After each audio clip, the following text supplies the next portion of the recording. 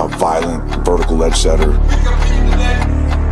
see some ass on the edge. Get that mindset to put your shoulder on somebody. Dig, drop. You're finished. Hey, first down. This is weird. Get worse than that second.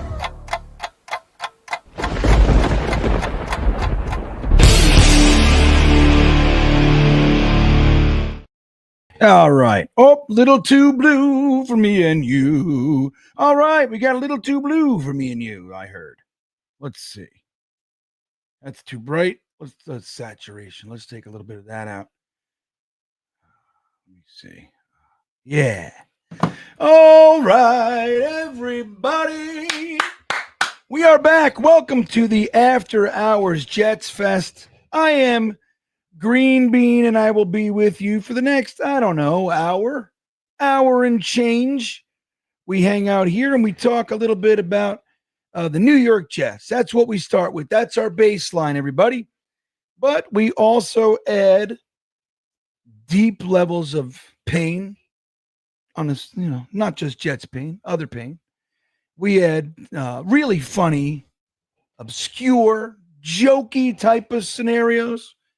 We also have a segment we like to call Sexy Grock, where we will find out the truth of any given situation. We'll do a poll, get our questions, and we'll ask Sexy Grock what she thinks and see how she tells us what it is, okay? Sexy Grock, a little bit risque, but this is the After Hours Jets Fest, so you got to know coming in. It's like you don't walk in the door to a McDonald's and go, hey, I'm a vegetarian over here. What's with all the meat? You don't do that, right? What's with all the meat over here? Well, I feel like it's a weird. Hold on a minute. Let me see. I'm not happy with the lights. Let me see. A little bit more blue. Here we go. But I want it to still be clear. That's what we're doing. Here we go. Got to make, you know what we'll do? Watch this, because I have a blue light. So let's do this. Does that help? Maybe. Maybe if we go yellow. Nah, the red's no good. The red does weird shit to, let's do this blue. That's purple. Let me see. Come on, buddy. What's your fucking problem? Nah, it's too much. That's what we're going to do. All right, Ant Jets. Ant Jets, one of the greats, everybody. Welcome to the show. Glad you're here. Alan Dode's got, I hear Magic 8 Bean learned from Punxsutawney Phil himself. Right. So Magic 8 Bean, this is the Magic 8 Bean mask. Matt, we're going to develop this season. It won't be for the After Hours Jets Fest. My cloak is in the house. But watch, I'll show you what it'll look like. Hold on.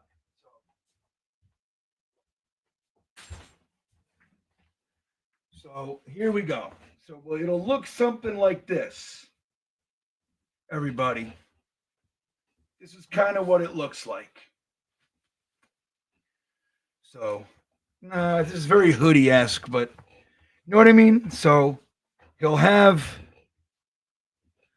his, his cloak down like this, and then he's going to do predictions for the games every week. Fantasy picks, stuff like that. So we'll have a segment for Magic 8 Bean, but it'll be in a different show, like, a weekend preview show. We're going to develop him this year, and I'll have it all ready for this weekend, because this weekend, as we know, is week 2. Week 2 of the NFL season, everybody, where the New York Jets will host the Buffalo Bills division rival. And they had an interesting game. You see, I was listening to them as I drove down from MetLife to Virginia, and I drove right by Baltimore. Now, they weren't playing in Baltimore, thankfully, because there would have been traffic and shit. But I got to listen to them, and I got to be honest with you. Very much like I thought, like, dude, in the Jets game, I'm going to be frank. I'm going to be square with you guys. I thought that we were winning that game about 85, 90% of the time. I shit you not.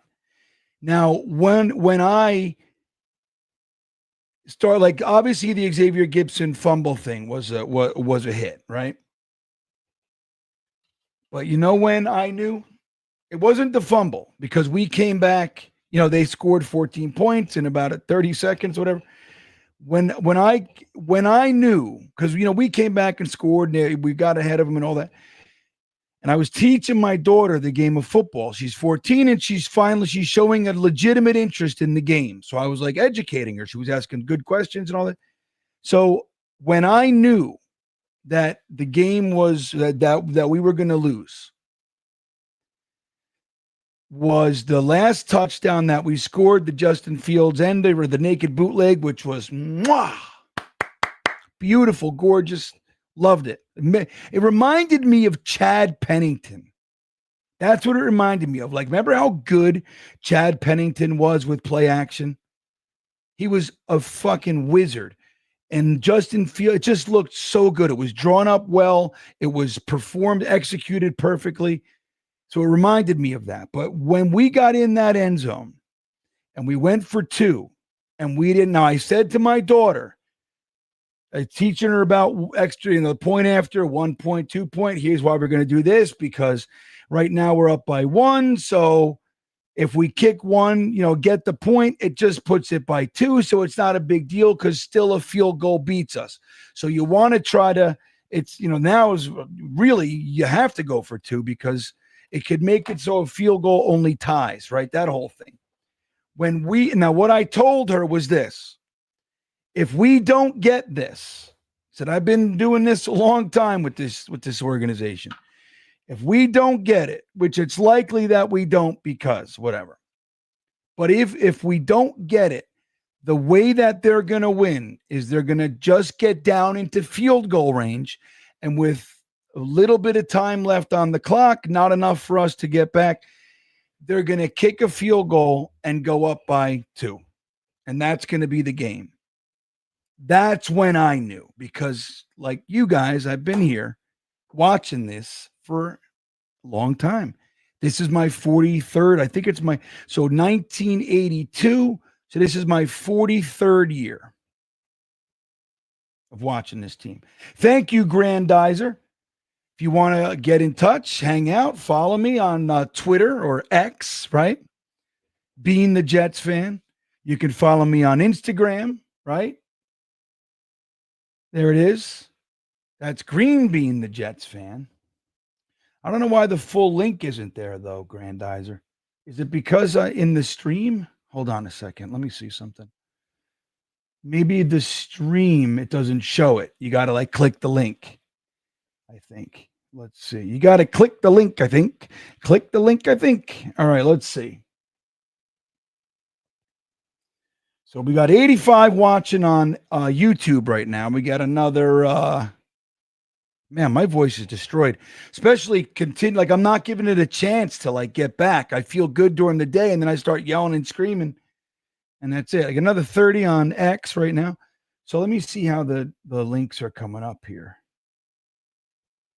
Yeah, that's what's happening. You know what you got to do? You got to click the link if you're going to do. I appreciate you so much doing this. I don't ever want to ask you to do more. So thank you, Grandizer. But yeah, the link. Does the link work? It might still work. I don't know. But anyway, I see Billy SBC. Thank you, Grandizer. Yeah, you can follow me on Instagram. I do lots of funny stuff on there and all kinds of things. But yeah, Instagram, YouTube, Facebook too, but not as much. I don't really check Facebook. I should, but I don't. Bring your A game, Buffalo, because we're definitely bringing ours. That's one thing we know. I think, Billy, we can finally have some confidence that the team is going to bring the same type of intensity that we are. Like, we're always pumped up, and then we watch our team from the first drive. You could just tell. Right? It's like, dude, they're dull. They're lifeless. How many times do we have to endure that? I feel like that's a really great comment. One thing we can say confidently. Now, it's only one game, so we really don't know. But I get the idea that an Aaron Glenn-led New York Jets are going to, at minimum, bring their intensity, bring that A game, which is nice to know. We don't care what your favorite during the playoffs is in the playoffs is right here and right. Yeah. You don't want to think, you're thinking that's December, January talk. It's September, baby. I'm with you. You can join the Beanbaggers, which, by the way, best Discord ever. Those guys are the best. The Beanbaggers, you got E-Boogie, Alan Doge, Crossfire, Bearded, VT, or Wyatt, Harry W. All the guys are in there. Paulie. So many. And there's constant conversation. And one of the things we're doing this year, so here's the Beanbagger thing. So Beanbaggers and Stream Beaners are two different things. Now, Dano is going to help me connect them, he said. So we'll see if we can do that. But the Beanbaggers get more time with me. So here's what we're going to do. Twice a month, we're going to do the Wednesday meetup. Now, even without me, they do the meetup without me now, which is cool. But every other week, we're going to make sure that we get together Wednesday night at 7 p.m. We'll do some breakdowns and we'll do some fun shit. But in addition to that, for every 1 o'clock game, which there's a lot of them this year, we're going to reintroduce. Last year was weird because we had so many night games. We're also going to reintroduce the private post-game commiseration or celebration Zoom room, like where we get together private and we just talk amongst ourselves. You can see each other and it's nice. We're all in there together. So I have a Zoom account and we do it private style. So it's good. But so if you want to join the Beanbaggers, the link is there. And the Stream Beaners right here on YouTube supports the channel, gives you the super chats and the emojis and some other private stuff that's on YouTube. And that all of it supports the channel, helps me out a great deal, and I'm grateful, truly. So if you want to do that, you can. Alan's saying he's past his bedtime. That's funny. So here we go. Let's see who else is here. Mark Sacchetti making the spaghetti. All in jammies in bed. That's right, Mark. Right? You could be ready for bed. Watch the little GreenBean. They're just waiting. They're in bed waiting for sexy Grock. Alan and then Sacchetti. That's what they're doing. So Daniel Berry Sports Highlights is here. Happy Tuesday to you too, buddy. Matthew Dobson. Josh Allen throws 3 picks. Jets win. You know what's funny about that statement, Matthew? We were talking about it last night. We just might need some safety help. There's a few guys out there that you could probably get for pretty cheap. And we have plenty of money. You could probably get them for cheap. Like, I don't know, maybe you don't want to jump to this right away, but it's a pretty good idea that we might need some safety help. You know who's out there? Jordan Whitehead is out there. And he's the guy who had the multiple picks of, wasn't it 3? It was 3 in that opening, in that 2023, I think it was. But Jordan Whitehead picked him off 3 times in one game. So if we're going to do that, Mike, hey, bring that guy back. Let him do what he does. Play the one game well. That's all we need, buddy. So who knows? But there is safety help available if we need it. So yeah, Edward Ziff's here in the house. Hey, the defense will definitely be working on zone coverage, handoffs, and crossing patterns all week so that guys won't be wide open again. Yeah, I mean, look, Edward, what I saw, now I didn't dig, I watched a little bit of Richie going through the all-22. I watched a couple other guys, and I've done it a little bit myself, but I didn't get through the full game yet to like really dig in. But one of the things I'm seeing, it looks to me the biggest issue outside, you get slipping and sliding and just getting beat. That happens. The biggest issue to me looked like mental mistakes. Like they don't really know their assignments just yet. Like, look, when these guys were in the solid defense, some of them were here for 4 years. Quinnen Williams was in that defense for 4 years, right? Quincy was in the defense for 3 years. Michael Carter was in the defense for 3 years. Sauce Gardner was in the defense for 3 years. You know what I mean? So, or this is his third year. So for 2 years, right? 2022, 23, 24. Oh, this is his fourth year. Wow. So, that helps. That's one of the things that, like Buffalo, dude, they've had the same defense. And for 6 years, they had 60, 70% of their starters were there. So those guys, dude, they live, eat, sleep, breathe this defense. You no longer have to think. It's second nature. You know where you're supposed to be. When this happens and he goes there, you're just, it's just, you're living it. You don't have to think anymore. Right now, we're thinking. It's their first game in the new defense and offense for that matter. So you got to expect that stuff. But you're right. They're going to be working on it. I don't think we'll see. It sucks that it happened with Aaron Rodgers because, dude, you can't give Aaron Rodgers wide open guys on blown assignments. They're just running across the field with nobody near him. He's just pitching, catching it. Although with us, he's fucking throwing it into his feet. He's overthrowing G-dubs in the end zone. I don't know, man. It's a crazy thing. Aaron Daniels, her engine driving across I-70 in Utah and company tonight. So thanks for. Oh, there you go. Aaron Daniels, he's driving.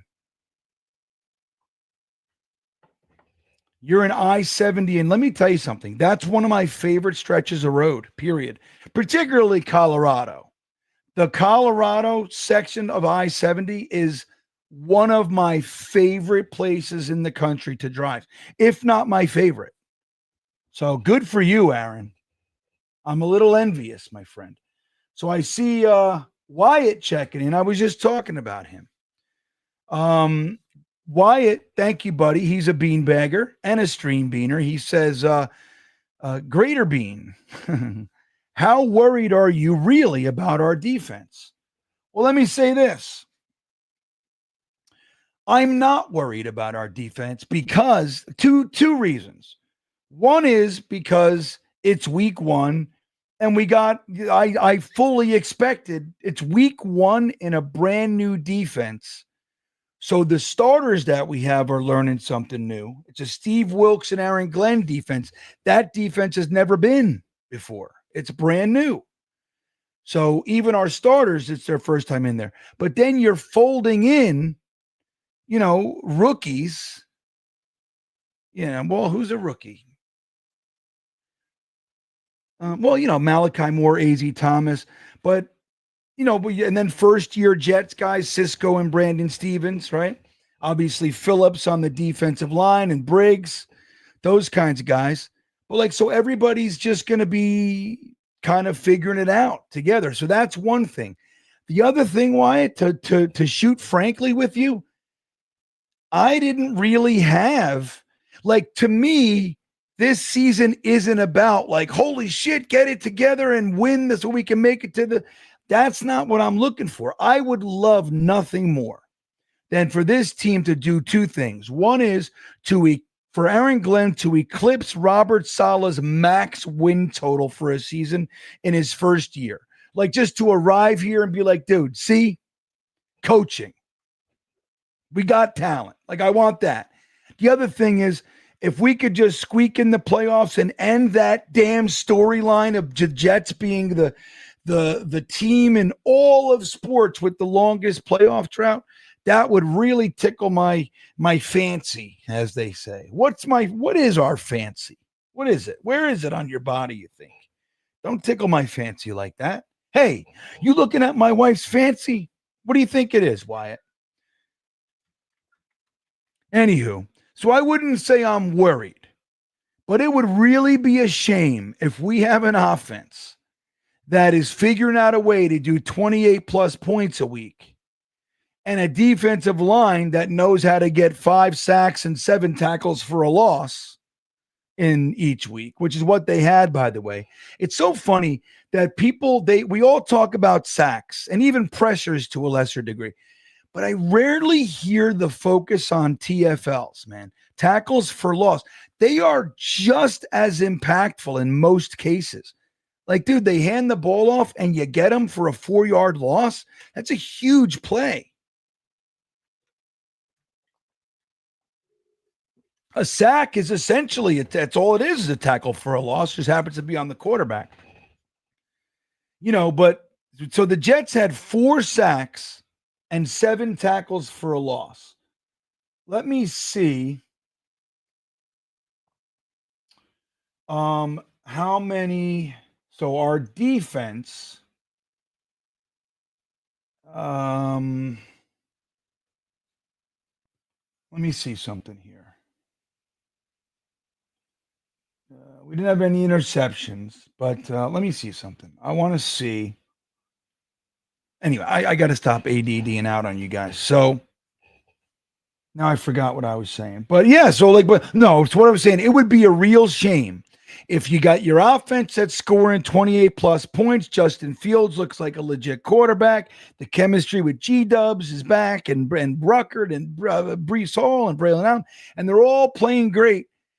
The defensive line is getting 4 sacks and 7 TFL kinds of games with the linebackers and everything too. And our defensive backfield is so piss poor that we're losing games by a point or 2 points after putting up 28, 31, that kind of thing. So it would suck. And it would be very frustrating. So I'm with you. In that case, I could say I'm worried. But anyway, getting to the big dick super chat, Wyatt, it's hard for Wyatt to pull out a big dick super chat because, you know what I mean? Ron Weiss, on the other hand, different story. Aaron Glenn's got some balls, right? Here, I'll do it. I'll do the thing for you guys. So here you go. This is for you, Ron.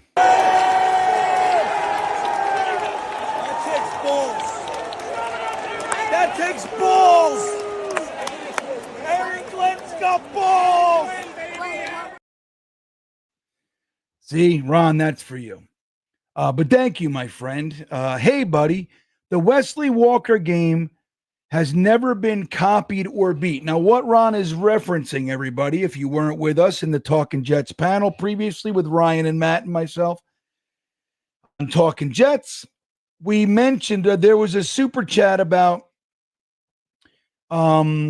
what other game stood out to you at like this game, like a sudden offensive explosion kind of a thing that would match what we just saw week 1. And the game that I brought out was, and what was the score of that? Was it 52-49? Is that what it was?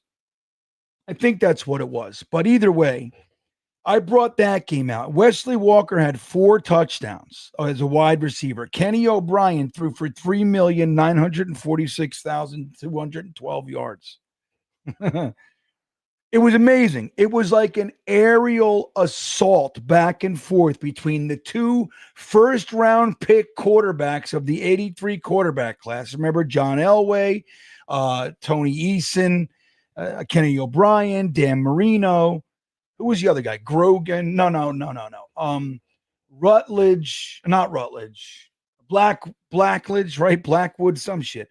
But there was one more. So Elway, Marino, Kenny O'Brien, Tony Eason was like a middling quarterback. But anyway, it was like the first big ballyhooed quarterback class, the 83 quarterback class. So they were still young. So Kenny O going back and forth with Dan Marino was an amazing, amazing game. And you know what's great? I was a kid and I remember watching it. What year was that, Ron? Let me read your whole super chat and then we'll talk. Huh? How about that idea? We were high-fiving in the men's room and all the way down the tunnel. Rodgers got the refs to not call the intentional grounding. He was not outside the box yet. Total. Oh, right. Right. We were complaining about it in the stands, Ron. I can tell you it was crazy. And that would have been, I forget what play that was, but that was an important moment. I think that would have made it 4th, right?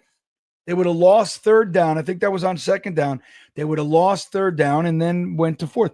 So, yeah, Rodgers did the Rodgers thing, which is bullshit. But that game, Ron, what an amazing game. Let me see. Kenny O'Brien versus Dan Marino, 52-49 game. Let me see. Week 3. Yeah, it was 52-49. That was the game took place on September 21st, 1986. 96, 2006, 2016. Next year will be 40 years ago, Ron. Jeez. The Jets were coming off a 20-6 loss the previous week and entered the game with a 1-1 record. Dolphins quarterback Dan Marino threw for 448 yards and 6 touchdowns. Jets quarterback, 6 touchdowns. Jets quarterback Kenny O'Brien threw for, it's actually Ken O'Brien. We called him Kenny. Kenny O'Brien threw for 479, so a little bit more yards, but 4 touchdowns versus Dan Marino's 6. And we had Freeman McNeil running it in. I think maybe Johnny Hector got a touchdown, right? Marino and O'Brien combined for an NFL record 884 passing yards. In the final play of regulation, O'Brien threw a 21-yard touchdown pass to Wesley Walker to tie the game. In overtime, Kenny O'Brien connected with Walker for a 43-yard touchdown pass to win the game. Amazing. Amazing. That was a good one. So I'm glad when I bring stuff like that up. Like, obviously, the younger guys, even Matt and Ryan, they don't remember that because they're younger. And it is what it is. It's like when people talk about Don Maynard and Matt Snell. Like, I appreciate it, but I didn't watch it. So it's like, it just seems like another lifetime, right? I know when I talk about Ken O'Brien and Freeman McNeil and the Zach exchange and all that, I know what it sounds like. It's like, it's hard to give a shit. You know what I mean? But let me tell you,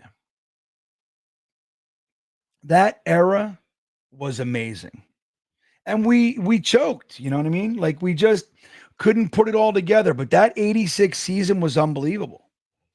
And we made it to the semifinal, the divisional round in the playoffs against Cleveland, the Bernie Kosar Browns. I think that was Bill Belichick, right? Bill Belichick was the head coach of the Browns. And we were beating them by 10. It was 4th down. They whatever. They were done. They didn't do it. And fucking Mark Gastineau, my guy right here, my guy, one of the most egregious late hits on a quarterback you ever did see. And that was in an era when they didn't call you were allowed to crush quarterbacks. And it was just so bad. He just gave him the ball. So they ended up tying it.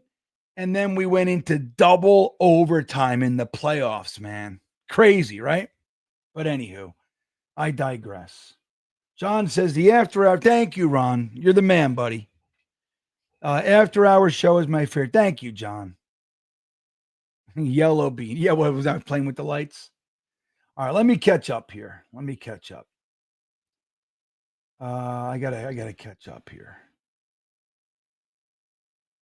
Damn right I was right about Ladd McConkey, right, Sean? I'm right about a lot of these guys.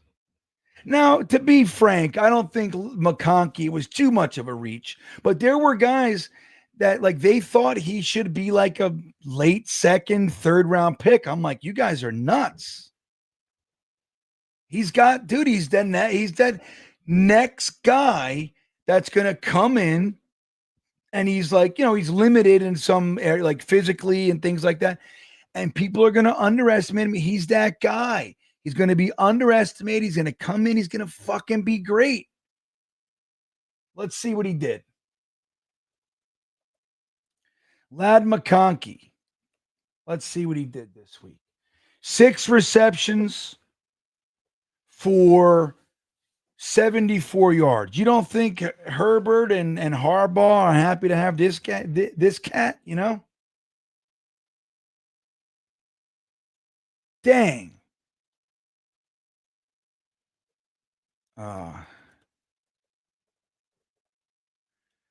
Let's see. Did Carson Steele get picked up? Where is he?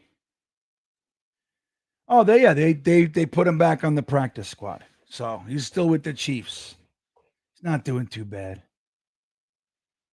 Aaron Glenn has balls, Sean Carter. I love it. Wild Wave. What's up, man? It's good to see you. I feel like I didn't see you yet this season. It's good to see you. Were you wearing a Michael Clemens jersey? I was not wearing a Michael Clemens jersey, but what I was wearing, and I'll tell you why I was wearing it. So, I have plenty of jerseys. I don't have any in here at the moment. I was wearing a jersey that I'd never worn to a game before. I've worn it while watching a game before. But that was a jersey that Matt O'Leary got me on my 50th birthday. So I went up to New York and they did a surprise party for me. And like Dom was there and Matt was there and a whole bunch of my friends from around the country and stuff were there, and my cousins and, all this, my sisters. So Matt O'Leary bought me a jersey. He put number 72 on it because that's the year I was born, 50 years. And on the back, it says GreenBean. So, I think we're all in agreement. We're not the biggest fans of that era of jersey, right? With the wing and the whole thing. Remember that? The Adam Gase jersey, I like to call it. But it's a sharp looking jersey, but I wanted to, I love it because I love the gift of it. I love that it says, the only jersey I have that says GreenBean on it. And obviously because it's Matt O'Leary's, but I wore it to that game because I wanted the luck, see if we can get a lucky jersey here. Like I had my, check it out. So I was wearing this hat with it, right? Now this hat, if you can see, let me show you guys. Let me see something. So if you can see, can you hear it? Can you see it? This hat isn't what we would call clean. It's a white hat, but it's like yellow, right? And my wife said to me, especially putting on that pristine, crisp, clean jersey, she said to me, "Hey, that hat, man, what's up with the hat? Like, why don't maybe you should have bleached it or something." I said, "No, it's my lucky hat." And she goes, "Like lucky?" She's like, "Maybe we should bleach it. Like clear whatever bad juju's on that damn thing." So anyway, I have this hat with me. Maybe I should have got a new hat. I should have wore this one. I never wore this one to a game. You know what, though? Like, I like this hat, but it does that. That's what I don't like that about it. Like, I like this hat, but it does a thing where if I wear it a little while, it does that. And that bothers the shit out of me. It needs to have its integrity. It needs to maintain its integrity for me. Like, it does that. See that? I don't love it. Like, I love the hat. I just don't like that it does that. Q-Tip gave me this hat. Our boy, our fellow Jets fan. So, again, I love the hat, but it just does things. So I can't wear it like all day because I know what it'll do. It's a hat I can wear around, but not to a game. But anywho, so thank you for asking, Wildway. But no, that's a gift from O'Leary. I love that thing because of that. It's like when he bought me that, I couldn't believe it. I was like, dude, no way. It's amazing. Chris B. You know what, Chris B? I'm going to make you a moderator, buddy. I'm going to make Ricky New York a moderator, too. What do you think, Ricky? I do it. There you go.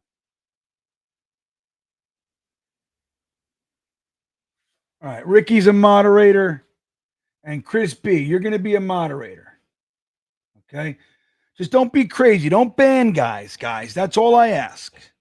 You can DM me and say, "Hey, man, there's a guy in there." You can take comments off, but don't be, the deal. You know the rules. You know what I mean? Where's Chris B? Fucking Gator. Gator, you're all right, man. You know, Gator, I still got to fold in that beautiful thing you made for me. I want you to know it's not that it's not a part of my stuff because I don't like it. I want to make sure that you know that. I think I'm going to make it the new thing, the new like logo for the podcast. Where the hell is Chris? I just had him and it's like weird. Where's Chris over here? There you are. All right, Chris. Chris is a good guy. He says, hey, GreenBean, let's go Jets. Love you all. Like, support to the channel. Phenomenal Jets content. A+, always representing our New York team. That's why I love this guy. Right? He's always so positive. What a wonderful guy to have around, you know? I genuinely appreciate you, man. We say Malachi Corley was going to be great too. Who were we talking about? Well, you know, hey, it doesn't mean Malachi Corley might shape up. Like his thing isn't a talent issue, right? It's he thinks who he is issue. It's like there's some sort of ego thing going on with him.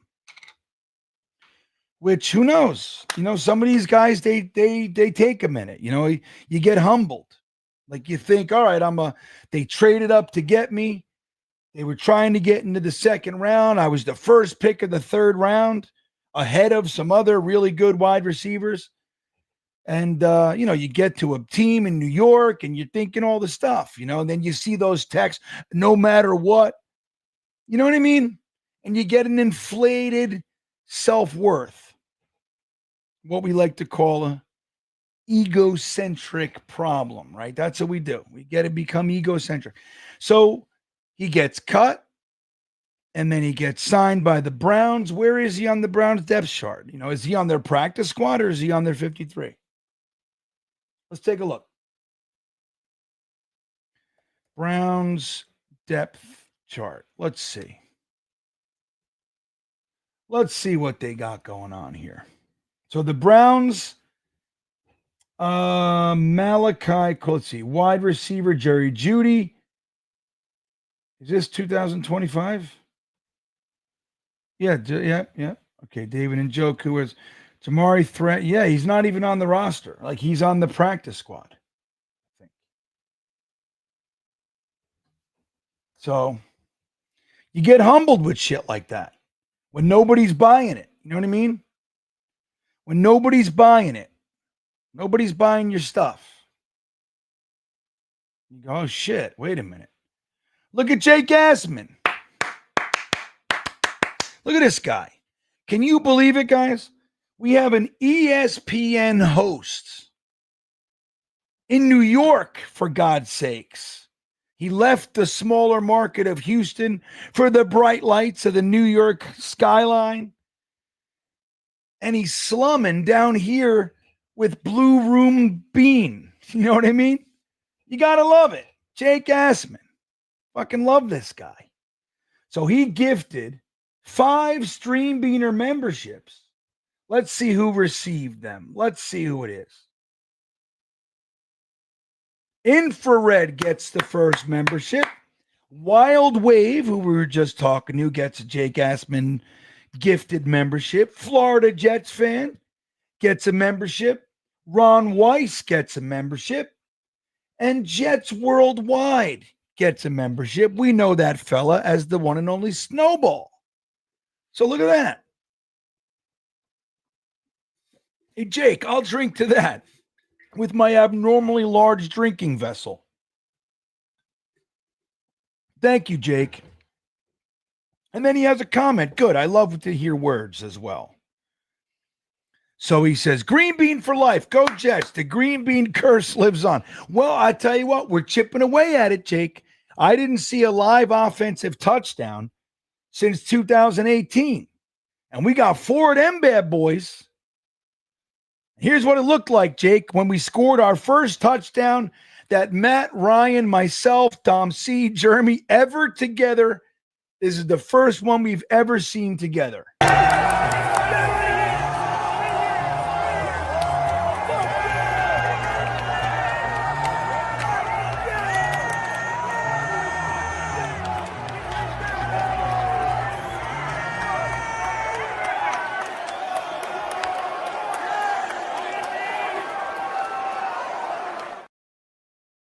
What do you think of that, Jake? We're happy, man. So thank you, buddy. It's good to have you here, as always. Island 24 coming in with a super chat. Thank you. Love your streams, Bean. Go Jets. Thank you, Island. I love it. I'm glad you guys are here. I appreciate the support. I love that we have fun. Yeah, look at Ricky with his fresh new wrench. See, Ricky? Don't say I never bought you nothing, buddy. Ricky sent me an awesome shirt that Ricky knows is right up my alley. The 1980s three-quarter rock concert shirts. It looks just like it. I love it, like with the white and the black sleeves. So I didn't reciprocate, so now I bought you a new wrench. There you go. So you're welcome, Ricky. I love you, buddy. Gator checking in. Did CSI do your lighting? Yeah, man. That's funny to me. That's great. Love Gator. Look at Jake and Gator and Ricky. They're all here. You know, it's great. Aunt Jets is here. It's the best. You guys are the best. Right. Crispy is Mr. Positivity. I agree. So let's Gator says, what games are you going to? GreenBean trying to figure out the Jets losses for this year. Well, thankfully, guys, you will be delighted to learn that I am only considering at this time 2 games. I can't stop touching my glasses and they get so smudgy, Gator. What do you think of that? What do I do, Gator? So here's the thing. I'm probably not going to another game. Now, if the Jets catch lightning in a bottle and they're all, I get motivated to do weird shit, right? So I'll drive up and come. But the 2 games that I'm considering, one is the Cleveland Browns game. We're talking about that, but it's unlikely, but it's possible. Dude. The other one, I don't know if you guys know this. You probably do, but I'll tell you. Jake Assman and Nick Shine are teaming up with Tailgate Joe for the Carolina game. That's another. So if I come up for a game, I would like nothing more than to hitch my cart, my wagon, to the Jake, Nick, Joe show. I'm sure Gator's going to be there, which is interesting because Gator and I have a whole different history. I don't know if you guys know that. I won't go too detailed into it. But Gator and I have a different connection from years past that we figured out a couple years ago. And then he wasn't Gator yet. He was somebody else. He had some weird normal name. And, so it would be nice, but I never met Gator. We probably have Gator. We probably crossed paths with all that shit somewhere along the line. But yeah, I never met him. So it'd be great. I've met Jake. I've met Nick, obviously. But I never met Gator. So that'd be cool. So anyway, if I do go to a game, it's going to be that. So Gator, you know what I'll do? I'll come up and ruin your whole, you guys like, no. Do not come to the game we're going to, you friggin' butthole. But I want to hang out. But hey, I just saw 4 touchdowns. So that's the way it goes. That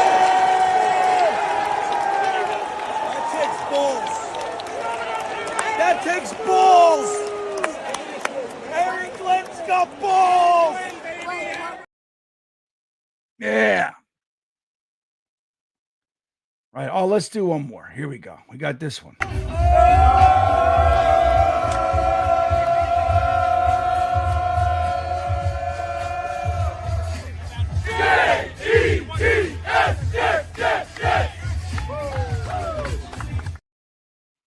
Balls.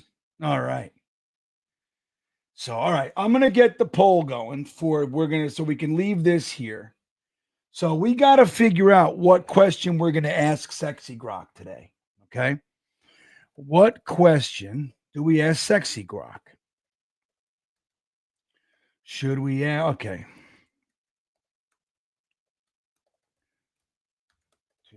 Okay. So first one, and you guys put some questions in the chat so I could see them to get ideas. But the one I have is, will Justin Fields outplay Josh Allen?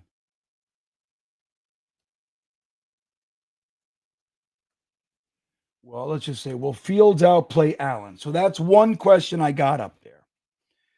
And we'll see if that works. So, islands in the stream, that is what we are.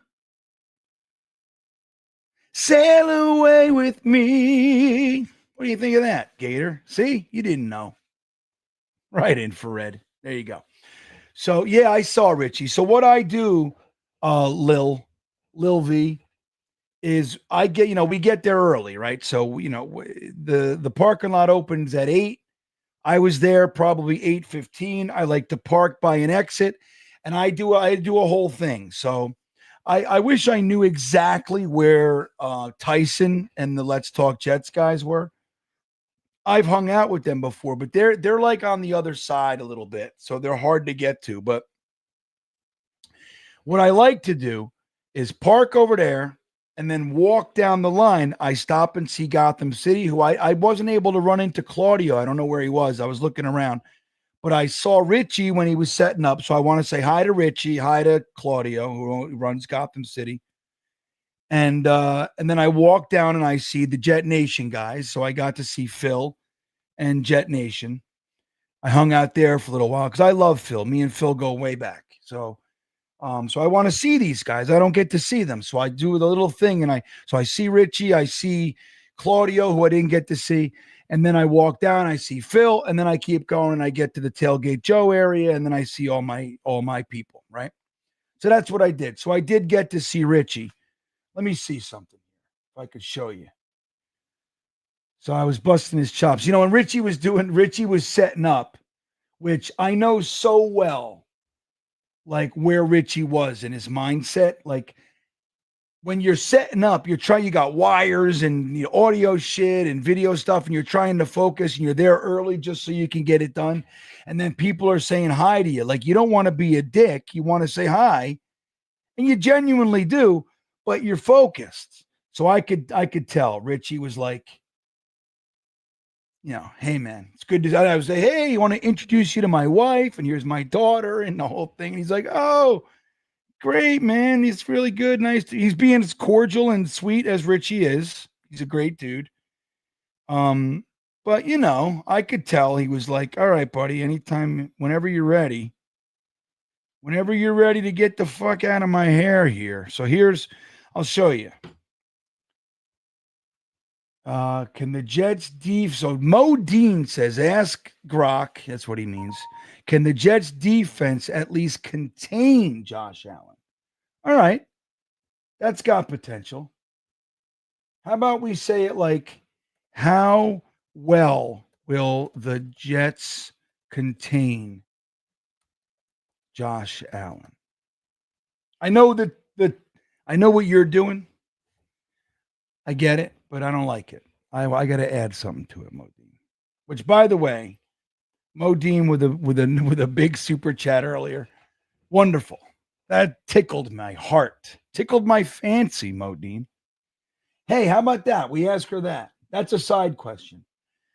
When someone says they tickle my fancy, where is the fancy on someone's body?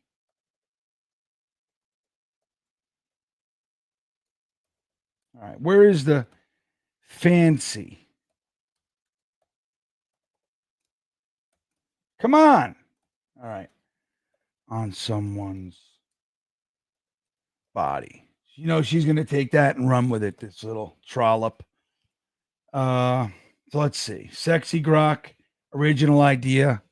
I love it. Yeah, it's fun, right? And then I gotta get. I'm not as confident as I should be.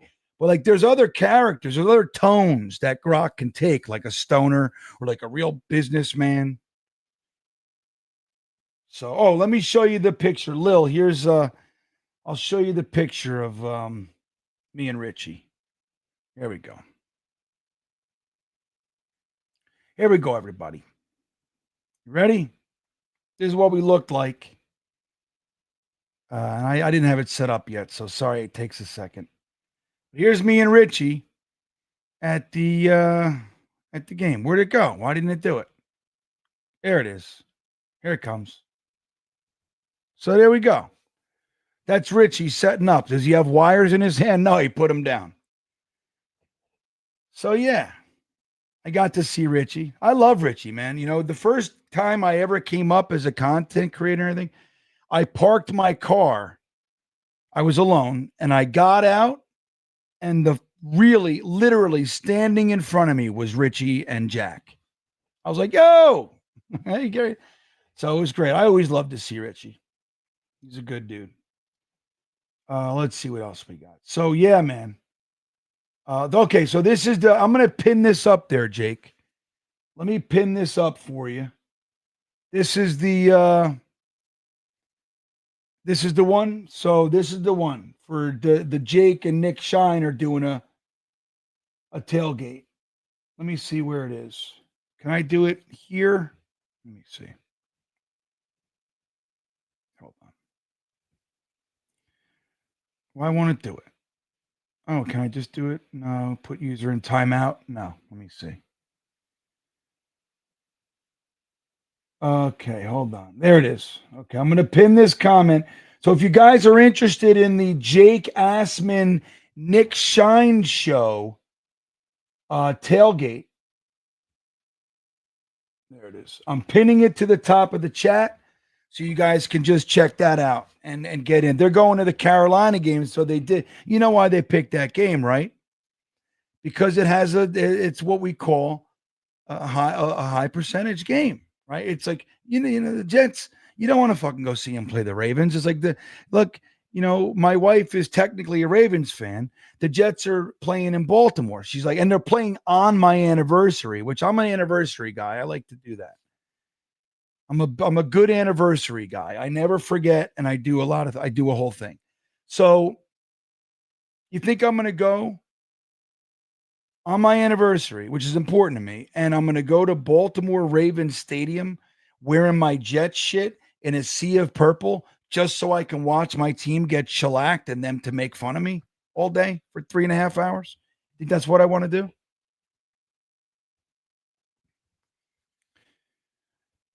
No, it's not. So the answer is no. Mr. Forte. I'm going to tell you an interesting thing. So, yes, I know the Bee Gees wrote that. I love that song. I love Dolly Parton. I love Kenny Rogers, but I'm a bigger fan of Barry Gibb and the Bee Gees. Now, it just so happens, I don't know if you knew this, Mr. Forte, but my best friend in the entire world is Barry Gibb's son, Stephen Gibb.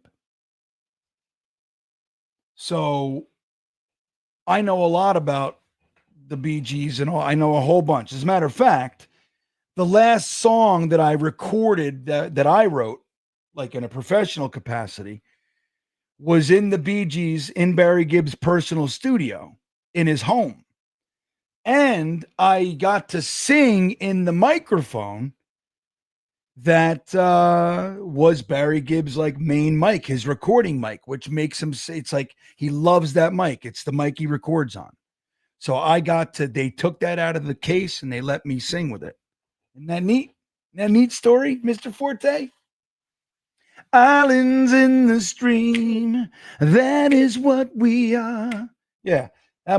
Steve's my best friend, man, for the last 19 years. He's my buddy.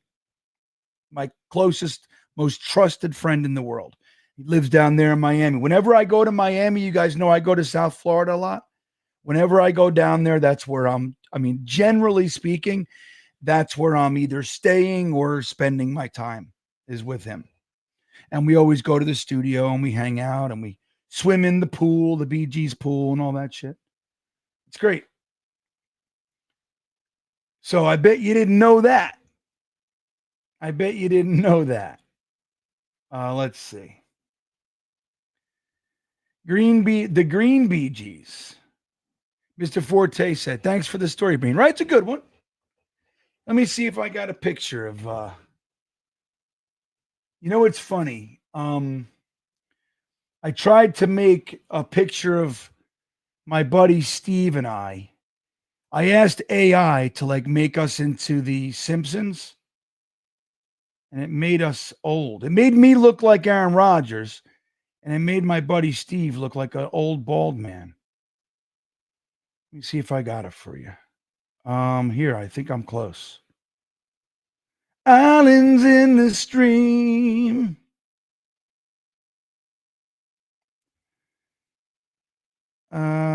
Come on, where is it? Maybe I didn't save it right.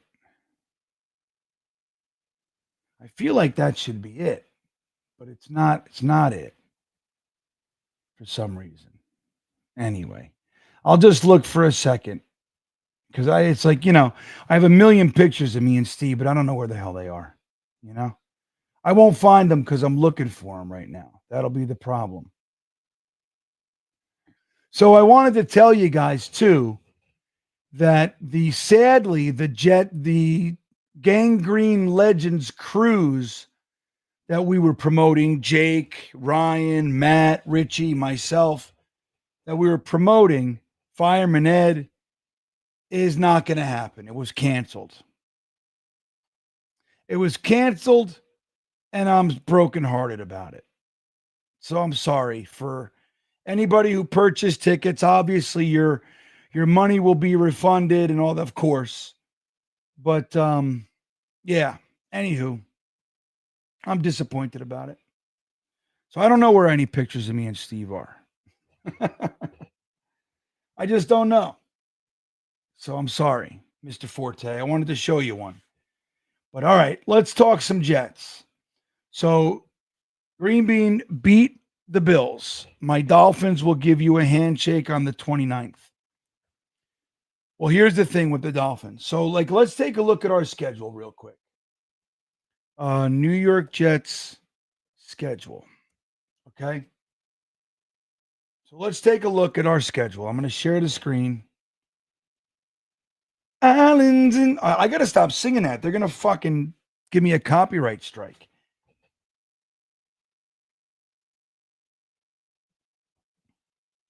All right. Let me share this with you guys. So this is the New York Jets schedule, and we're going to take a look. So I guess, Lil, I guess you're a Dolphins fan. I didn't know that. I forgot, maybe. All right. So here's where we are. We just lost this game. I don't know if you guys were paying attention, but just recently we played a game against the Steelers and we lost by 2 points. And look at this, man. With all that shit going on, the Steelers needed a circus miracle catch to get into field goal range to kick Boswell's longest career field goal of 60 yards. That's what they needed to beat us. Do you realize that if he missed that, that's a turnover on downs with a minute left in the game, we win. Like, that's how close that game really was. But you know what's funny? I didn't question him making it for a split second. I knew he was making it. I knew it. I was already like, all right, well, there's a minute left. What can we do? Like, I was like, it's a foregone conclusion that he made. I didn't even question it. I had no doubt in my mind. Let me see here. So, all right. So we lost. So we're 0-1 here. I'm rooting. I'm going to cheer. I'm hoping, but it's likely that we're 0-2. Fair? Again, let's hope we're not. We're 1-1, but fair enough. It's likely that we're going to start 0-2. And then we go down to the Buccaneers. Now, the Buccaneers are interesting because they're a pretty damn good team. Did they win? I don't even know if they won. Let me see. Islands. I got to stop singing it, man. They're going to. All right. So they're 1-0. So they won. I didn't see anything on that game. I didn't watch anything. Who'd they play? Let me see here. Who'd they play? Let me see. Oh, it doesn't. Anyway. So let's say we're 0-2 going into the Bucks. We're in their house. So we got that little Florida stretch of the Buccaneers and Dolphins. So we'll be in Tampa Bay, and then we're going to Miami. There is a realistic scenario that we are 0-3. But let's, for the argument's sake, say that we're 1-2 heading into Miami. Now Miami had a rough first week. But we don't know what they are. We know that usually in the beginning of the season, they are hot, right? They're an offensive juggernaut. They got nothing but offensive weapons. If Tua keeps sucking, they'll end up turning it over to Zach Wilson. And maybe we play Zach week 4. But let's just assume, just for this conversation, not being predictive or whatever, that the Dolphins show up like they've showed up week 1, that they're in disarray and the whole thing. So let's say we're 2-2 heading into a return to MetLife, which is the Cowboys. Now, the Cowboys, yeah, they got rid of Micah Parsons, but they played the Eagles tough and honestly I think very easily could have won that game. What do you guys think? Are we beating the Cowboys? I mean, this is a tough schedule, guys. So, but let's say, so we beat the Dolphins. Now we're 2-2 by this scenario heading in here. Are we beating the Cowboys?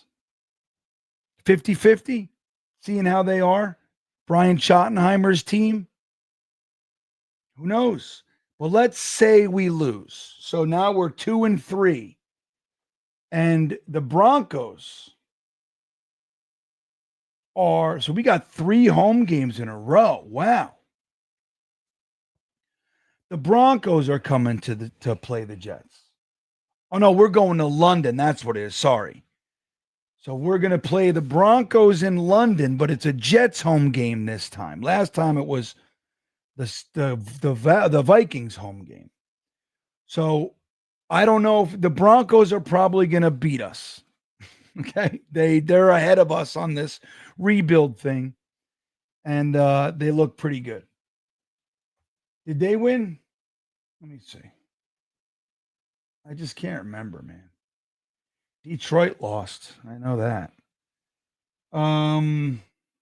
Where are they? So they are the Broncos. They won. So now going into Jake's game, we got a record of 2-4 heading into the Panthers game. Are you pumped? Are you excited? Like, where are you with that? Looking at a game that we can win. I mean, we don't know. The Panthers could be really good, but we don't know. So let's say we win. Now we're 3-4. Bengals, again, dude. I mean, it's hard to predict, but going by who's where and who's what, likely the Bengals win. So now we're 3-5 heading into the Browns. That's winnable, so we'll give it to us. We're 4-5. Now, the Patriots are interesting. We don't know where they'll be, but let's say we split with them, so we lose this one because it's in their house.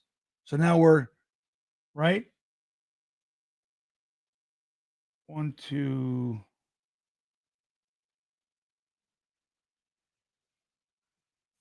So now what? We're 4-5. So anyway, when you get in here, these are the winnable games. Patriots, but we're going to lose that. We're going to probably get our ass kicked by the Ravens.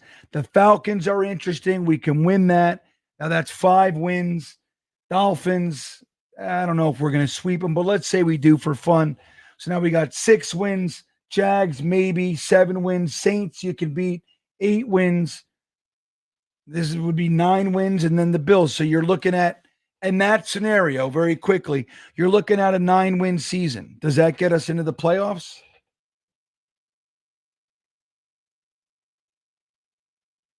But I don't know about your Dolphins. I'm hoping your Dolphins are just, it all explodes. It all implodes. McDaniel's out.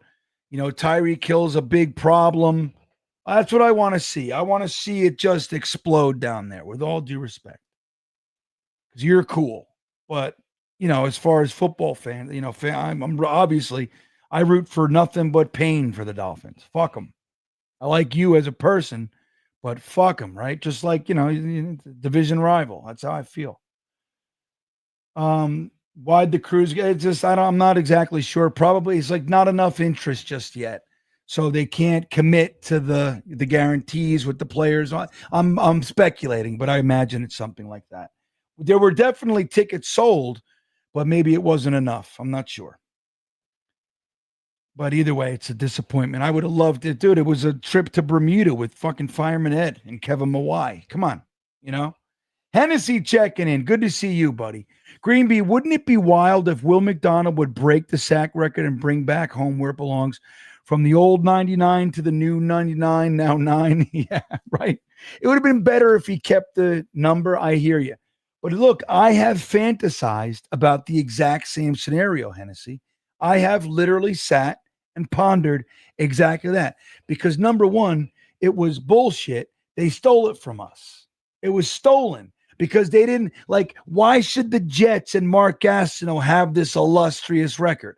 When Michael Strahan, the darling of the league, now he's a talk show host for women's talk shows. You know what I mean? Like women's morning fucking radio, TV. Why should they? So they literally gave it to him. Now he earned it up to that point. He's a badass. Make no mistake. He was a badass, but it's bullshit.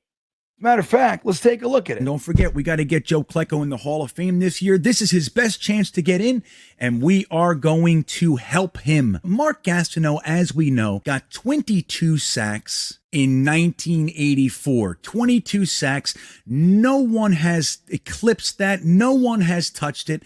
And then Michael Strahan comes along when they were in the final game of the season, and it looked like he just wasn't going to do it. And what happens? Brett Favre, with very little time left in the game, rolls out to the right and just lays down. The tight end barely went to block him. It was as if they talked about in the huddle. Let's just give Strahan the record. He's earned it. It sure as heck looked like they planned it. He rolled out, laid in front of him, and Strahan went nuts. And the NFL acted as if things were all hunky-dory, like nothing was awry. No one cares. Just give away records, especially from a team and a man that don't have much. It's all we got, and you had to take it from us, man.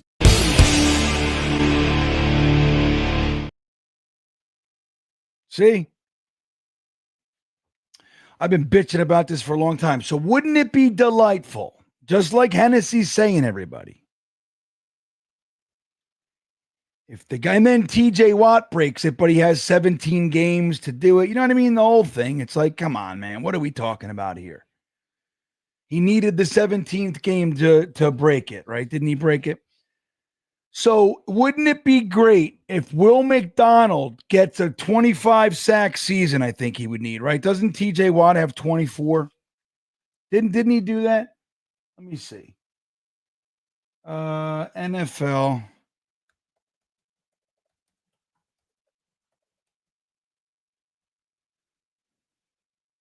Let's see. NFL single season sack record. No, Strahan's still the first. So here's how it goes. Oh, it's both of them. So they have 22 and a half sacks. Dude, look at this.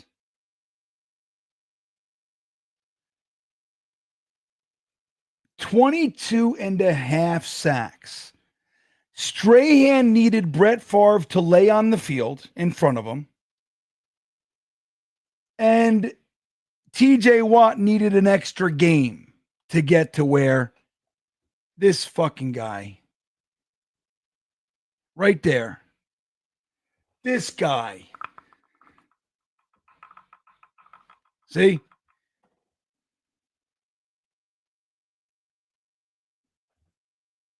Mark Gastineau. To get what he got, they only beat him by a half sack, the both of them. One needs a cheat, and the other one needs an extra gain.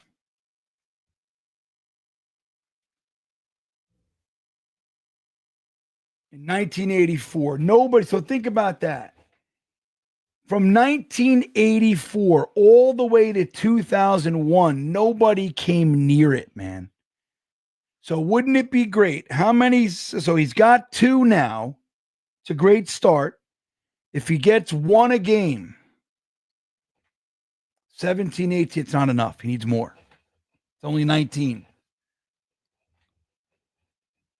So he needs a couple more. But so wouldn't it be great if he got 23 or 20, 24? So let's say 23. And brought it back home, fair and square. Again, it would be neat if he was wearing the same number too. But he should. He said it would be the best. It should be ours. It should be our damn record, man. Let's see that. Let's put that on deck for Super Grock or Sexy Grock. Will McDonald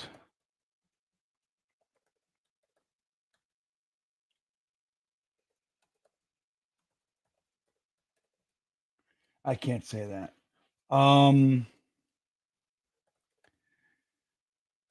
Beat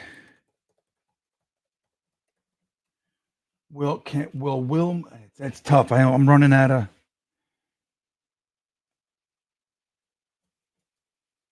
okay. So will McDonald beat sack record? There we go. That's what we're gonna ask Sexy Grock. Is this one too much? How well? So let me see. How well will the Jets contain Josh? I don't like that question. Give me some questions.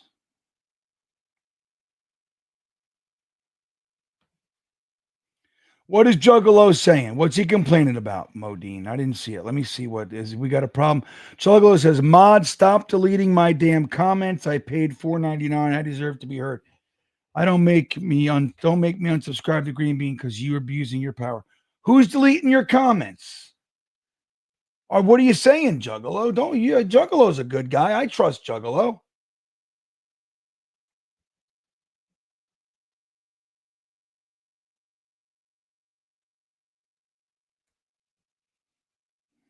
Hold on. I know Juggalo a long time. Where is the fancy on our bot? Okay, so here we go. Here's the questions. Start the poll. There we go. Let me see what's going on here. Are we deleting comments? Don't get crazy, my mods. You can't take anything personal. And you can't get nuts. Remember, I only delete. Let me know if you're thinking about that. But don't only think like obvious racism. Somebody comes in here, we don't know them, and they're just saying shit like, Trump is fucking what, like, warn them. And then if they don't listen, get them out. Just delete the comment. But don't delete Juggler. I see Adirondack took his own chat away. Got to be nice to each other. Ricky, don't get drunk with power, Let's see what else we got here. Yeah, I got stories. You guys know that. Let me see here. I got to catch up. Let's see. Half of the games are 1 sack, and the other half will 2. Right, there you go. Well, look, if he comes out of the gate and he gets 2 for a couple weeks, for 2 more weeks, 2, 4, 6, and then we got 14 games left. 14 plus 6 is 20. It's not going to do it. Oh, that's funny. Let's see. If Will gets another 2 sacks this week, he will come close. So it's all about the offensive lines that we're playing. Dude, the kid's good, man. He's special. He's got, dude, the fact that he was able to add the bull rush to his repertoire, his pass rushing kit, that's a big deal. That's a really big deal, man.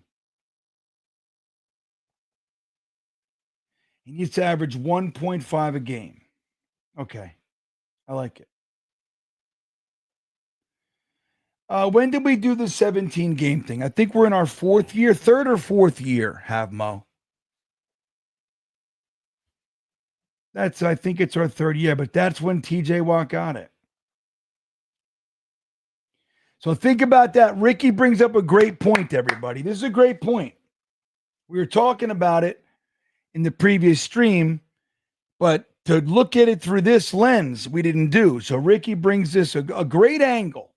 So the guy with the sack record, he's the co-holder of the sack record. He's the only guy in the league. He's the guy in the league. He's the big deal sack guy.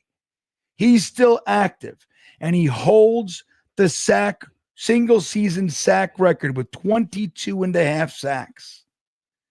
And our rookie just pancaked him. He's like, do I got that right? Yeah, you do. Think about that. Armand Membu came in his first ever NFL game and quite frankly handled the premier pass rusher in the NFL. What does that tell you? Right, Beefy? Congratulations, Beefy, for getting the shirt in the rigged Talking Jets spinny wheel contest. Let me see here. Did GreenBean leave? What do you mean? Where'd I go? Did I leave? What does that mean? Am I here? Am I still here? Guys, we got 120 in the chat. We have 94 likes. What is that? Let's go. We got another 124 on X. So hello to you guys. If you guys would be so kind as to give my page, my X, a follow, that would be great. But yeah, let's hit that like button. Let's get it over 100. Let's get 100. We got 127 now. So why don't we get that like button? Squeeze those milk duns. That's the way to do it, everybody. That's the way to do it. Now, if you would be so kind as to subscribe to the channel, that's another thing you can do. Obviously, support the channel by joining the Stream Beaners, or you can, my link for my Patreon is there as well. But one thing I want to remind you guys of is the sponsor for the stream. So sponsoring the After Hours Jets Fest, really sponsoring the channel this season, the 2025 season, is none other than the great Sleeper. And Sleepers, dude, that happens to be where my fantasy team lives and where the Talking Jets Pick'em League lives. So not too bad. So here's what we'll say about Sleeper. If you think you know football, then try to turn your football knowledge into real money with the Sleeper app, the ultimate fantasy sports app that can turn game day into payday, baby. Just download the Sleeper app and pick more or less on your favorite players with more stats than any other daily fantasy app. Just choose 2 or more of your favorite players from pregame or live. Pick more or less from the predicted stats, and you could win up to 100 times your money if your picks win. 100 times your money. Shit, 5 times is good. 10 times is better. But 100 times? Come on now. Use promo code GreenBean and you'll get up to a $100 match on your first deposit. Terms and conditions apply, everybody. So that's the way to go. Sleeper, I'm enjoying it. I'm enjoying the sleeper app. We used a different one the last couple years. It's fine, but it was, this is a whole different level. Sleeper is a whole different level than what I've been using. Let's see if you guys hit the like button. Now, the link to the Sleeper app is right in the description of this video. Make it easy for you guys. And thank you to Sleeper for hanging out. They're going to hang out with us all year on the game streams, which I'm most excited about. That's going to be awesome.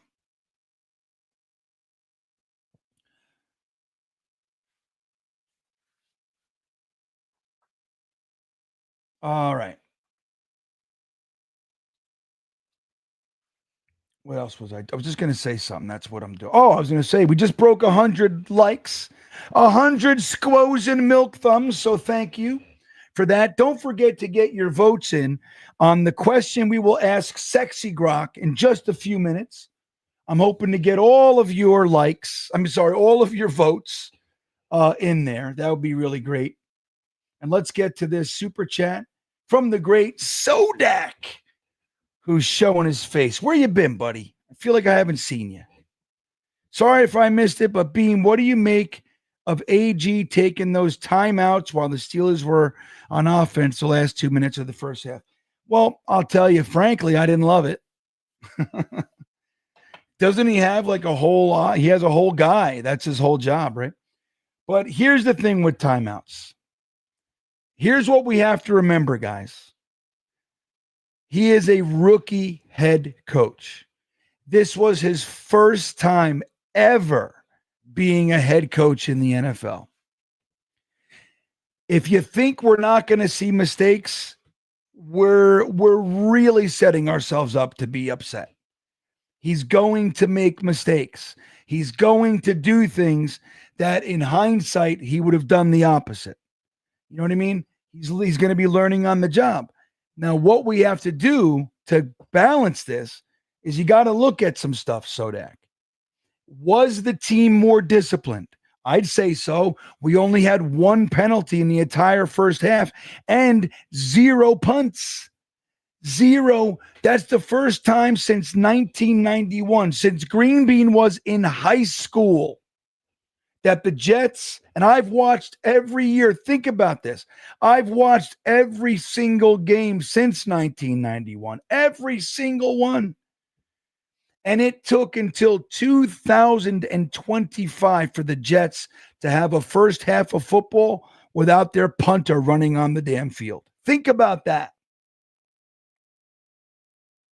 In addition to that, in his first game, his first 4 offensive drives led to points.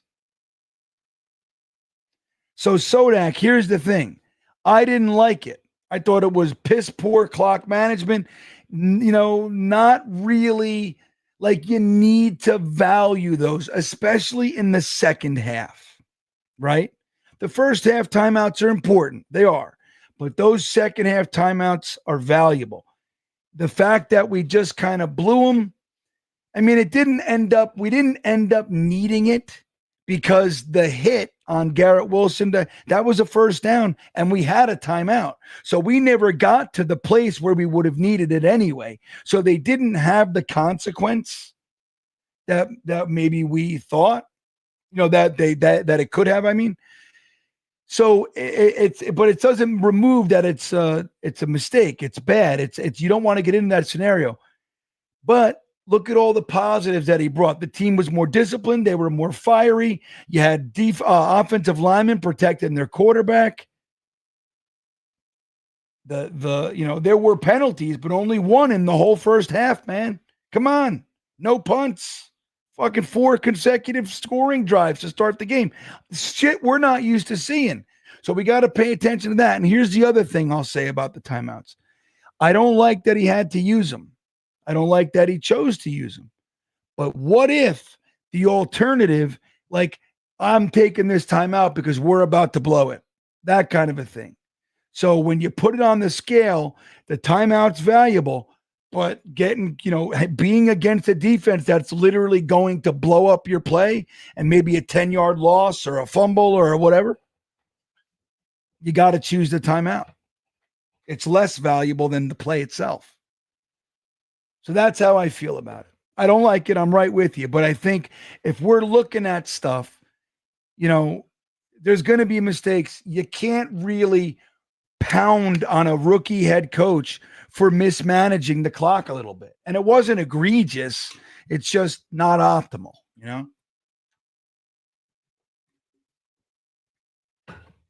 So that's all I have to say about that. All right. E-Boogie's in the house. Don't you? No, Beefy, don't talk to E-Boogie like that, buddy. E-Boogie's the shit. He knows ball. E-Boogie knows ball. And what about that? Like Sodak. Hennessy brings up a great point. We were all thinking, like, what's the matter with Ruckert? We all loved him. We loved the whole scenario of it, the way his dad freaked out. We loved the whole thing. And we liked him at Ohio State. But we didn't know what was going on. We thought they might cut him. No, he's the starting tight end and had 2 clutch-ass third down catches for first downs and was blocking his ass off. What does that tell you? That tells you that Aaron Glenn's doing something right with that kid. And more than likely, the coaches. Let's not forget, guys, our tight end coach, who we all loved because of the little clips and shit that he did, hit it. If your mother's driving down the street, what do? Hit it. That kind of thing. It was great. We loved it. But the truth is, he's unemployed. Nobody went and said, he's available. Like, with all due respect, I'm not talking about the man. I'm talking about the coach.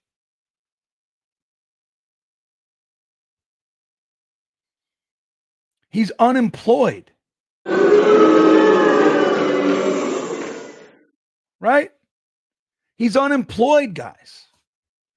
He's coached for 16 years, I think it was. He's only been a part of 2 teams that were above 500. He's always a coach on one of the shit teams, the Browns, the Jaguars, the Jets. That's where he lives.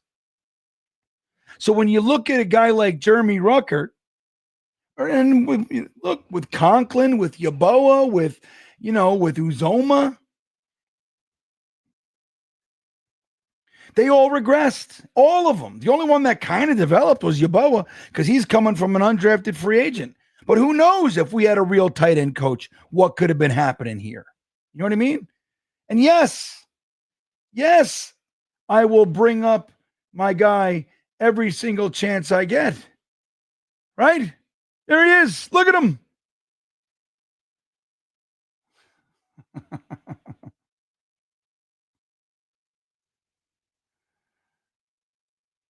So, yeah, man. Like if we're going to talk about the timeouts and we're going to talk about the 2-point conversions, the truth is, in Aaron Glenn's first game, we got 32 points. And if it wasn't for a fumble by a guy that's notorious for fumbling, we win that game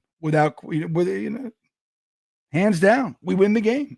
Now, it's also Aaron Glenn's fault that the guy's on the fucking team. So you got to give him that. But again, you got to give him and Mooj a minute.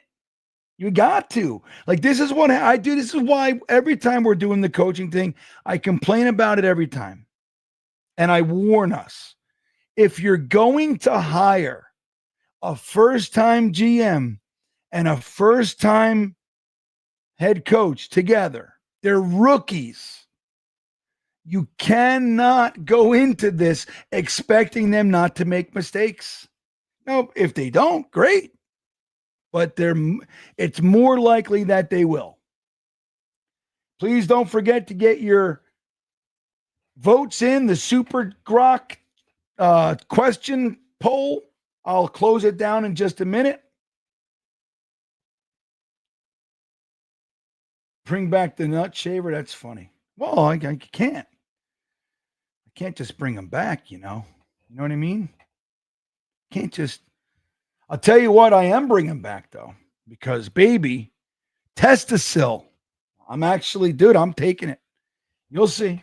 Testacil's the real deal, man. I'm old and I'm going. It's funny because I'm lifting a lot and I'm developing slower than I used to. I'm 50. I'm going to be 53 in a couple months. I'm just not, hey, I used to, but how much I've worked out the past 4 or 5 months, maybe 4 months, let's call it. By now, I would be ahead. I'm doing the creatine and all that shit, but the Testacil, baby, a big part of what I do. Nick Shine Show checking in. Who, by the way, I got the hiccups, Nick. Hold on. By the way, Nick saw I'm walking in the parking lot in Giant Stadium or MetLife. I'm walking with my daughter, and it's raining. Not pouring, but it's raining. And I'm walking because, I told you guys that whole thing I do. I park over there by the exit. I walk down. I say hello to Gotham City and Richie and then Phil at Jet Nation. And I walk down the whole thing, but it's not close. So we forgot our damn chairs in the truck. So me and my daughter are walking back to go get the chairs. And then all of a sudden, the truck pulls up next to me. Goes, hey, you need a ride? And it was Nick Shine with his son, Nicky, who's looking good, by the way, Nick. I told him so, too. I want you to know that. I said, buddy, you're looking good. And he's with Chaos. So Nick Shine and Chaos and Nicky, they pull up, and they gave us a ride to the other side of the lot. And then when I came back, they picked me up. They meaning Nick, scoop me up. So thank you, Nick Shine Show. Here's what he says. It just turned to September 10th, 2.5 years sober. I couldn't have got to day one without you and your help. I'm forever in debt to you, my friend. I love you. Thanks for loving me when I didn't love myself. Well, let me tell you. Number one, Nick, I genuinely appreciate you saying that. From my vantage point, it was all you and God and, your program and your willingness. I'm so glad that I was able to have a part in that, but it was all you, my friend. You were reaching out, you were taking advice, you were taking suggestions and all that shit. But congratulations on 2.5 years. Now, I'll tell you this. Traditionally speaking, we don't celebrate 2.5 years. There's no 2.5 year medallion, but I'm going to tell you a secret that nobody says. 2.5 years is a big fucking deal. It's a big fucking deal. Let's get some fire emojis in the chat for the one and only Nick Shine celebrating 2.5 years as of 12 minutes ago. 2.5 years ago right now, Nick decided to change his life. Isn't that amazing? Put some fire emojis in the chat for Nick. If you're a stream beaner, drop some Facebook finger emojis in there. Because that's love. This is love, everybody. If you don't understand that this is love, you're all misguided. You got to lighten up. You got to know how to do this love thing between men. Men, you see it in there, Nick? Let's congratulate Nick Shine. 2.5 years sober. Congrats, my good friend, my dear, dear friend. All right. Drop those emojis in there to support the one and only Nick Shine. 2.5 years sober. It's amazing. Yeah, Richard, I hope so too, man. That's important. It's important. And Glenn, I think, look, Glenn and Wilkes, that's what they're going to do. That's their job. That's their plight. Isaac, there he is. What's up? Good to see you, man. How can I get the group pick from the Half Moon? Well, how about this? Isaac, my email is in the description of the video. Send me an email and I'll send it over to you. Okay? I'll send you the whole batch of pictures from the Half Moon. And so Isaac was hanging with us at the Bezara Festival, which we never got to perform at because boy, oh boy, was it a rainy shit show. But we made lemonade, didn't we, Isaac? And we got to see you on Sunday as well.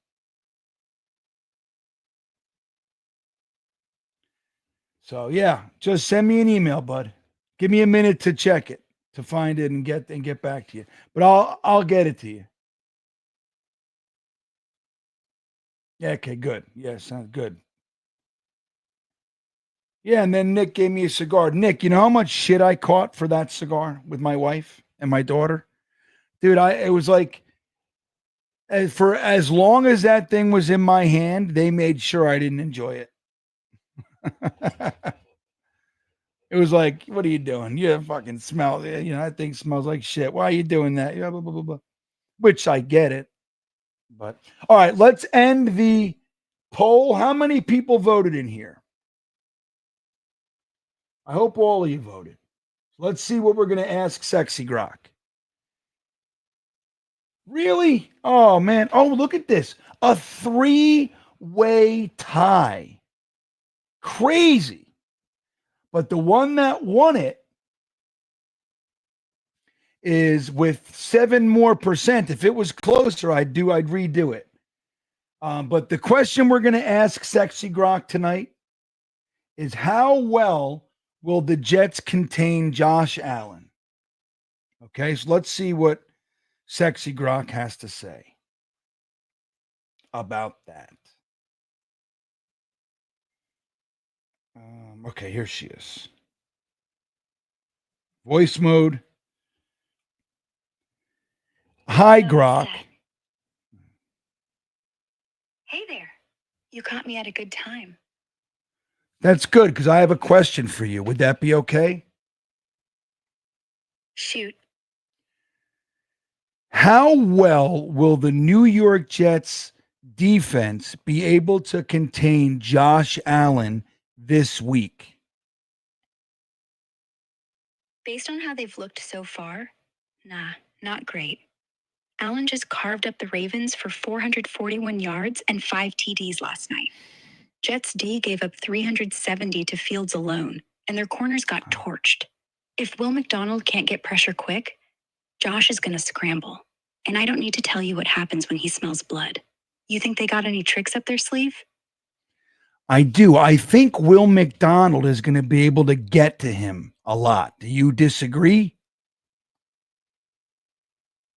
I like the optimism. McDonald's been quietly filthy. 10.5 sacks last year, and he's bulked up like 15 pounds.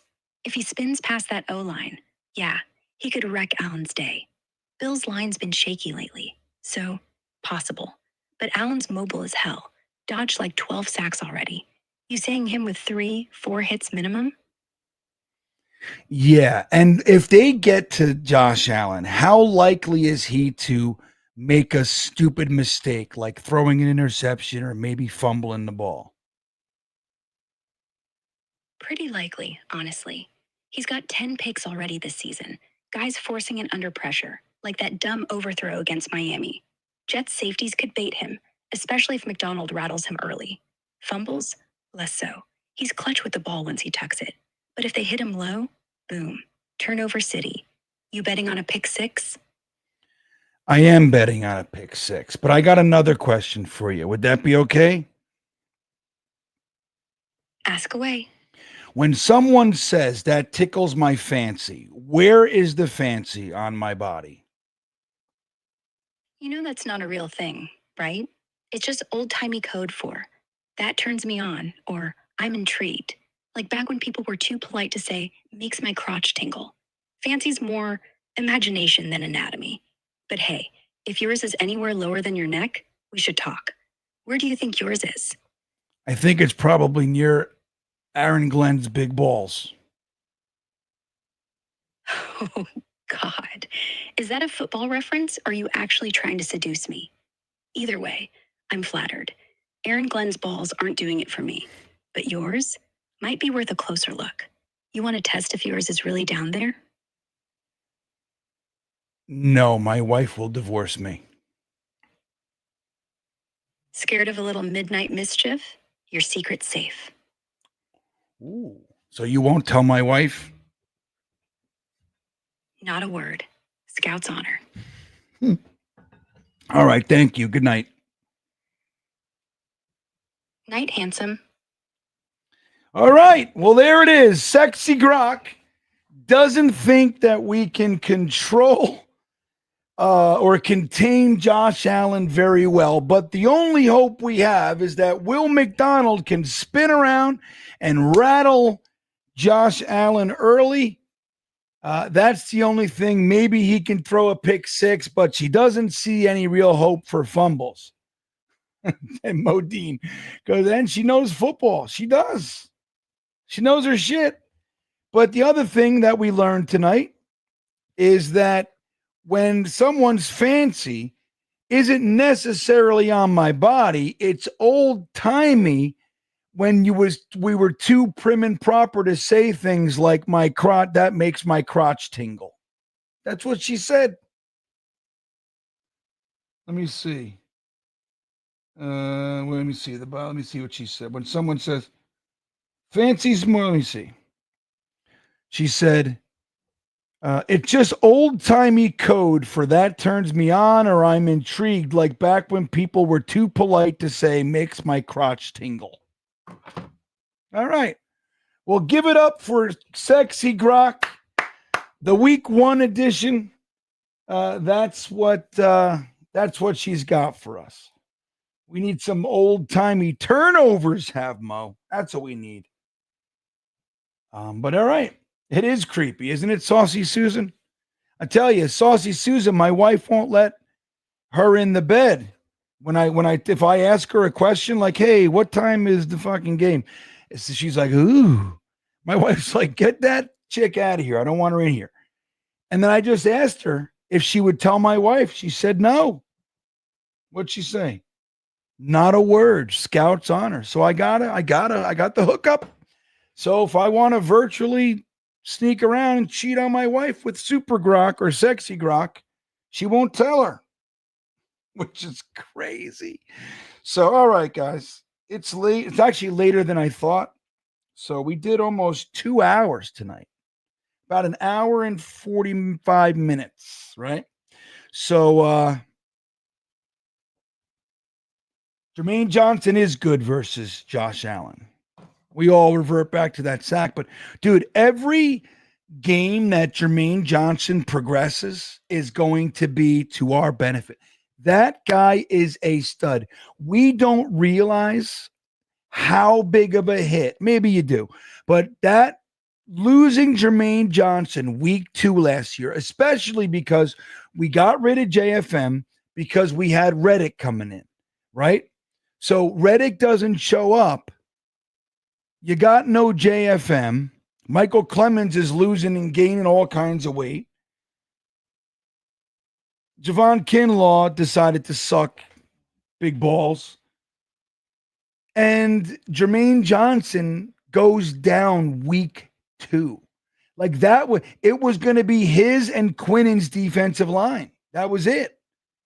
And we lost him, which left Quinnen as really the main guy. We didn't have Bryce Huff either. So we got rid of we let Bryce Huff go. We traded JFM. Reddick didn't show up, and we lost JJ. Dude, that was a major debacle on our defensive line, man. Major. But him coming back, because he's not only a very good pass rusher. Dude, he's a true edge setter. He knows how to contain. So he's a fully rounded defensive end. He's not like there's a difference between a defensive end and an edge rusher, right? You got to be those guys that are just good at both. Like they're good at the position. Like Joe Klecko when he played defensive end, dude, he wasn't just only going for the quarterback. He got 20 and a half sacks from the fucking defensive end position. But guess what else he was good at? Stopping the run. Now, Gastineau, on the other hand, which is one of the knocks on him, is that he was the best pass rusher the NFL had ever seen. But he was weak in the run game. Not that he was completely devoid of ability. He wasn't. He was super big and super strong, but he was just one-track mind, man. So sometimes they could use that. his over-aggressive pursuit, they could use that and run right at the gap. But then what's the solution to that? You just have your linebacker waiting there to fucking feast. But they're going to be pulling a guard through. He takes care of the linebacker. You see what I mean? It's all, you know how it goes. But anyway, Jermaine Johnson's a fully rounded defensive end. Every step he takes to, coming out away from that Achilles and getting healthy, dude, he had pressure in his first game. He played 50 snaps and he was in Rodgers' face. So that's a great start. It's a great start. Did I see here, Dano checking in. Danger Zone, everybody. Don't forget to support Danger Zone on YouTube as well. Just like Jets Worldwide and Ricky New York and all of our guys. Hot take, Quinnen's career game Sunday, hashtag Lodine. There you go. I'm in. Well, don't forget, guys, we will be watching the game, live streaming for the whole game, probably an hour before. Frankie from Flatbush, Jets Chaos, and myself with likely visits from Matt O'Leary and Ryan and maybe some other guys, Dom C. We'll see. But all season long, but it begins this week. I couldn't be more excited about it. Thank you, Dano. And thank you to everybody for hanging out. Please don't forget to smash that like button on your way out. And if you haven't subscribed to the channel, it is greatly appreciated when you do. I'm trying to get we got to get to 13,000 in the next few weeks. But I'm really trying to get to 15,000 over the course of the season. Come on, we got to get past. We got to stop messing around here. Right? That's how I see it. But anywho, I genuinely appreciate you guys. I had a great time this weekend coming up to MetLife and seeing so many of you. But it's all about the chat. That's the most important thing, and I love all you guys. With that said, I want to thank Sleeper for hanging out. Link in the description. Get a $100 deposit match when you use the promo code GreenBean, baby. Have a great night, everybody. Let me see. I want to send you out with something different this week. You know what? Because we did Bay Zara and we didn't get to do the Coney Island Cyclone, let's end with the initial first time that we did the Jets meetup from the Jets chant from the world famous Coney Island Cyclone roller coaster. We did the Jets chant. We had a full train. We did the Jets chant as we crested. Take a look at that, and I will see you tomorrow for whatever stream we pull together, probably during the day. Have a great night, everybody. Jets, Jets, Jets. Woo!